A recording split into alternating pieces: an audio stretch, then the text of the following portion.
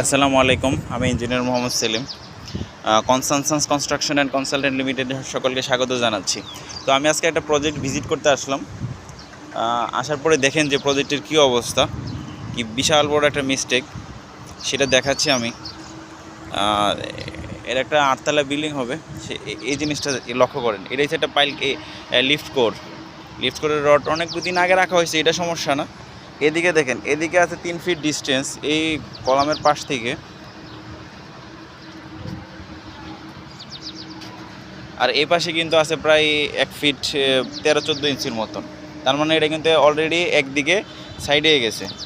আর এই পাশটা দেখেন, এই পাশে কিন্তু মোটামুটি 1 ফিট কলামের পরে এই যে এখানে কলাম, এখান থেকে 8-9 ইঞ্চি মাত্র আছে, আর ওইদিকে আছে 13 ইঞ্চি। আর এই পাশে কিন্তু আছে প্রায় 2-2.5 ফিটের মতন। তার মানে এটা হচ্ছে অলরেডি সবটা সরে গেছে এবং পাঞ্চিং ফেল করবে। এই যে স্ট্রাকচার যে ফেল হবে না, কিসের জন্য হবে না? এই যে ঢালাইটা ছিল 3 ফিট থাকতে হইলে মিনিমাম পাঞ্চিং এরিয়া লাগবে কত, তার অর্ধেক লাগবে, মানে 18 ইঞ্চি লাগবে। এটা মোটামুটি 1 ফিটও নেই। তাহলে এখানে যদি কলাম যদি ফেল করে,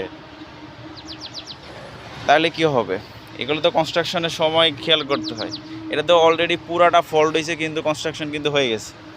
আচ্ছা, এই বিল্ডিংয়ের আরও কয়েকটা জিনিস দেখাতে যাচ্ছি। দেখেন 3 পাইল একটা করছে।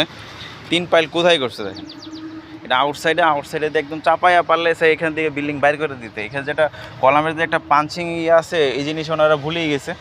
যত পারছে চাপাইয়া পারলে বিল্ডিংয়ের বাইরে নিয়ে দিতে। এদিক দিয়ে আছে মনে হয় 1 ফিটের মতন, আর এদিক দিয়ে আছে 5-6 ফিটের মতন। আর এটার অবস্থা আরও ভয়ঙ্কর অবস্থা। পাইল কোথায় শুরু হয়েছে, মানে পাইল কেপ, এটার কোনো খেয়ালই নেই। এখানে আছে মোটামুটি কতটুকু আছে, এখানে মনে কলামের বাইরে 6-7 ইঞ্চি মতো আছে। অবস্থা দেখেন, কাজের অবস্থা। এই যে হয়েছে বিল্ডিংয়ের অবস্থা। এটা তো নির্ঘাত। এখানে আমি আউটসাইডের যতগুলো কলাম সেট করছে পাইল কেপের, সবগুলো ভুল হয়েছে।